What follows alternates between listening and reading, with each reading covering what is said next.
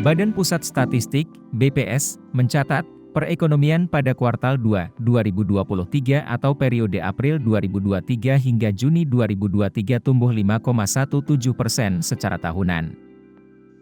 Pertumbuhan ekonomi pada kuartal 2, 2023 ini lebih tinggi bila dibandingkan kuartal sebelumnya maupun periode sama tahun sebelumnya. Pada kuartal I 2023 pertumbuhan ekonomi Indonesia tercatat sebesar 5,04% secara tahunan. Deputi Bidang Neraca dan Analisis Statistik BPS Moh Edi Mahmud mengatakan, produk domestik bruto Indonesia atas dasar harga berlaku, ADHB, sebesar Rp5.226,7 triliun. Kemudian, bila dilihat atas dasar harga konstan, ADHK, tercatat Rp3.075,7 triliun. Moh Edi menyebut, capaian pertumbuhan ekonomi ini cukup manis. Bahkan menunjukkan kalau pertumbuhan ekonomi Indonesia masih gigih.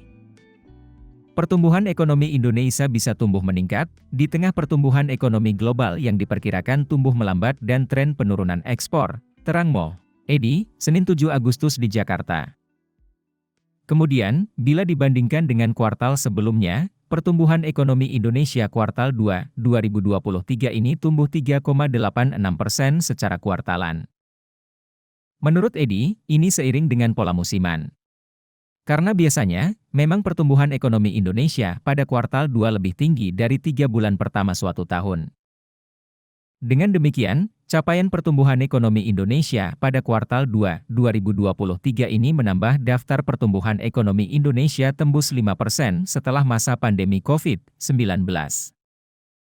Pertumbuhan ekonomi Indonesia secara tahunan konsisten pada level 5% selama 7 kuartal berturut-turut, menandakan pertumbuhan ekonomi makin stabil, tandasnya.